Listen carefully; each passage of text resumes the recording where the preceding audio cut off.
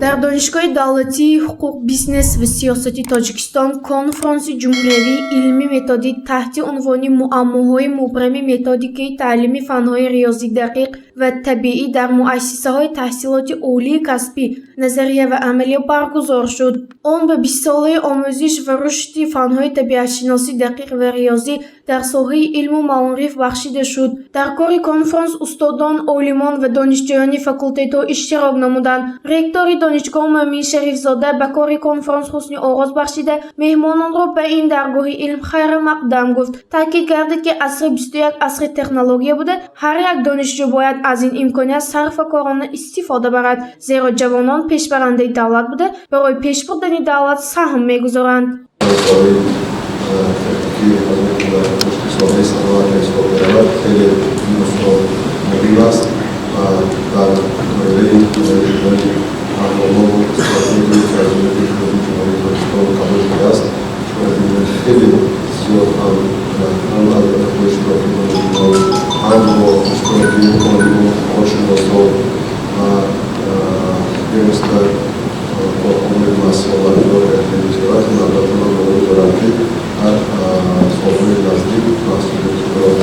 برگزار کنفرانس جمهوری در دانشگاه بار اول نبوده، از این پیش چند مرتبه گذرانده شده است. استادان دانشگاه تاکید کردند که اقدام مذکور با دستور سپارش‌های اساسگذار صلح و وحدت ملی پیشوای ملت پرزیدنت جمهوری تاجیکستان محترم امامعلی رحمان بخشیده و 20 ساله آموزش و رشد فنهای طبیعت شناسی دقیق و ریاضی در ساحه علم و معارف عملی کرده می شود. ستار بیزاєв پروفسور کافدره فنهای ریاضی طبیعت شناسی معاصر دانشگاه در موضوع دستاوردهای نمایندگان علمی مکتب‌های وطنی در ساحه معادله‌های فیزیکی ریاضی معروضه نمود. وی ضمن برآمدش عالمانی که در ساحه علمی دقیق سهم گذاشتند نامبر کرده، عاید به حیات و فعالیت آنها و دستاوردشان معلومات داد.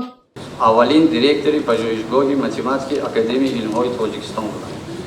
ساحه تحقیقات علمیشان بر نظریه سیستم معادله‌های دیفرانسیلی با حاصله‌های خصوصی نحوی ترکیبی یا اینکه با نام دیگر غیر کلاسیکی میگویند و اینچنین معادله‌های اینتگرالی سینگولاری بخشیده شده است. اثرهای زیادی علمیشان در مجله‌های بین‌المللی به نشر رسیدند.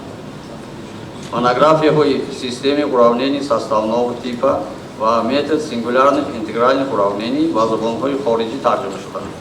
در جامعه معاصر وسعت‌دهی جریان در بخش‌های کاری کنفرانس جمهوری عالمان و کارشناسان و متخصصان در موضوعهای تاریخ و انکشاف رشد علم‌های ریاضی دقیق و طبیعی، معماهای علمی نظریوی و عملی فن‌های ریاضی دقیق و طبیعی در جامعه معاصر، وسعت‌دهی جریان همگرایی علم‌های ریاضی دقیق و طبیعی با اقتصادیات، سمت‌های تکامل متدیکی تعلیمی متماتیک و فیزیک در مؤسسه‌های تحصیل عالی کسبی در شرایط معاصر، استفاده تکنولوژی‌های اینوواسیونی در روند تعلیم فن‌های ریاضی دقیق و طبیعی، مناسبت و روش‌های معاصر، روندهای تکمیل متدیک تعلیم فن‌های طبیعی در نظام معارف، تحصیلات رقمی و دورنمای رشد آن، تکمیل متدیک تعلیمی فن‌های سیستم اتوماتیک کننده شده کارکرد اطلاعات، عملی سازی اینفرماتیکا، همچون زمینه برای گزارش به اقتصادیات رقمی مورد تحلیل و بررسی قرار خواهد گرفت. از روی هدفی گذاشته‌مون ما در نظر داریم که علمانی که اشتراک میکنند و بابت این مسئله فکر کردن خود را تحقیقات خود را پیش میگیرند و آینده رشد دادن، تقویت دادن این سمت‌های زمانوی، این سمت‌هایی که حاضر عمل‌های رشد اقتصادیات، اجتماعیات و پیشروی یعنی همه زینه‌های زندگی مردم ما رو در نظر دارد، آن را ما میتوانیم در این عمل‌ها یعنی پیش گرفته باشیم. هدف از تشکیل کنفرانس جمهوری این مبادله افکار عالمان و متخصصان جهت دریافت راه‌های حل معماها در متدیک تعلیمی فن‌های ریاضی دقیق و طبیعی، همچنین معین نمودن دورنمای رشد تحصیلات عالی محسوب می‌شود.